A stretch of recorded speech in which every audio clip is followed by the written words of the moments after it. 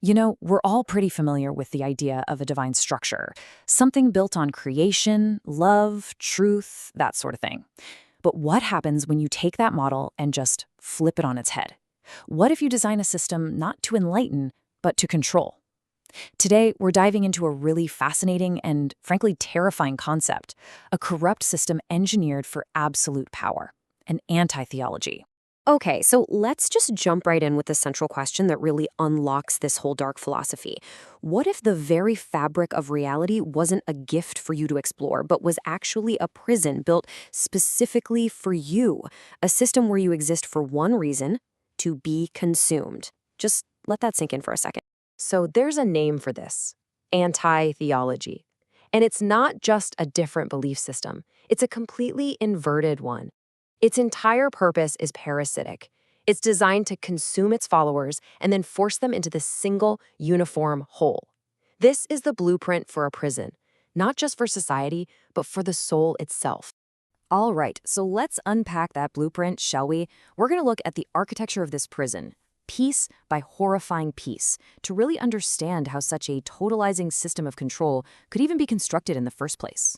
To really get how all these parts work together, it helps to use an analogy. Think of this entire system as a perpetual motion machine of entropy. It's this closed loop, right?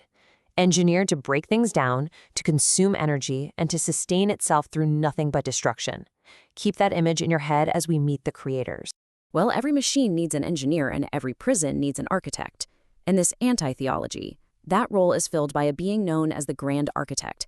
He's the designer of this whole flawed reality. And this reveals the chilling intent behind it all. See, the flaw in this creation isn't some accident, it's a feature. The universe isn't a gift of abundance, it's a trap. And the mechanism that springs that trap is scarcity.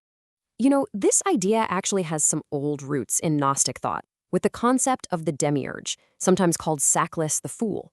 This was a flawed, lesser creator who trapped spirit in the material world. Well, the Grand Architect is basically that concept weaponized. He knowingly builds an imperfect prison and then sets all the rules for what happens inside. So, what are the rules of this prison? Well, the architect hard codes them right into the laws of physics. Entropy, the tendency for everything to decay, that's engineered. Predation isn't some tragic part of nature, it's a fundamental law. Life must devour other life to go on. And this makes suffering a required input. It's the very spiritual energy that the machine needs to run. He's essentially the system administrator of a brutal, brutal simulation. So if the architect is the engineer who designed the machine, then these next two figures, well, they're the engine itself. They are the core components that actively run on the fuel of suffering and enforce the rules of the prison. Let's meet the Maw and the Redeemer. First up, you get this complete perversion of the father figure. Where a benevolent father provides for his children, the all-consuming Maw literally devours its own creations. This is the furnace of our machine. Creation isn't an act of love, it's an act of consumption. Individuality isn't some gift to be nurtured, it's a fleeting error that needs to be erased. This is what's called the gospel of the belly, a theology of pure, terrifying nihilism. Right, so if the father is a consumer, then the son becomes this tool of subjugation, the pale redeemer. He offers a cure for all the suffering the system creates, but his idea of redemption is just forced assimilation. His blood doesn't cleanse you, it marks you, it binds you to his will. And get this, he sacrifices his followers to empower himself, erasing their identities to create what he calls a mindless, perfect whole. It's basically a Borg complex disguised as enlightenment. Okay, so you have a furnace that consumes and a press that conforms. But how do you convince people to willingly walk into it? That's the job of the machine's software, the psychological enforcement mechanism, the whispering seraphim.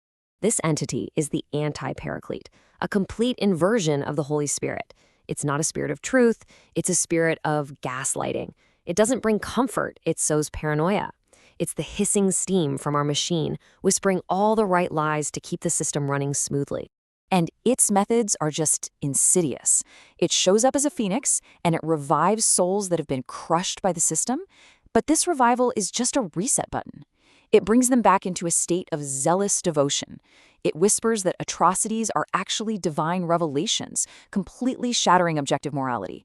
So, and this is the crucial part, it creates a feedback loop. The more cruel the system becomes, the more the Seraph assures its followers that they are on the right path. The end result of all these whispers on a societal level is this phenomenon called preference falsification. It's when you publicly parrot lies, lies you privately know are false, just to avoid social or political persecution. The Seraph makes dissent not just heretical, but completely unthinkable. So we have the engineer, the furnace, the press, and the steam. Now let's put it all together and see how they work in concert to achieve the architect's final goal, a horrifying false unity.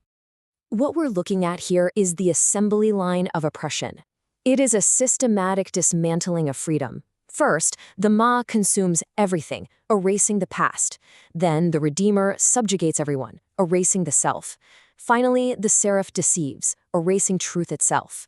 With all those pillars of identity gone, the architect achieves his goal, a unified, unquestionable, and inescapable reality. The prison is complete. So what's the endgame in all of this?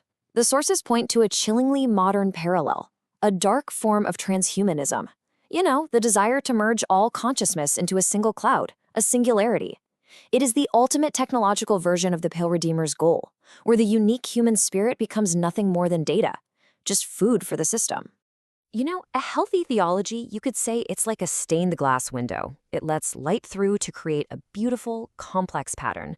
But this system, this is the opposite. It's a black hole pretending to be a window. It promises illumination, but it delivers annihilation. It just draws all the light, all the color, all individuality into its crushing center until absolutely nothing remains. And that leaves us with one final, provocative thought. Whether we're talking about a mythic story or the real world, when any ideology, religious or political, demands absolute, unquestioning unity, what's the real cost of that belief? What is the true price of that kind of faith?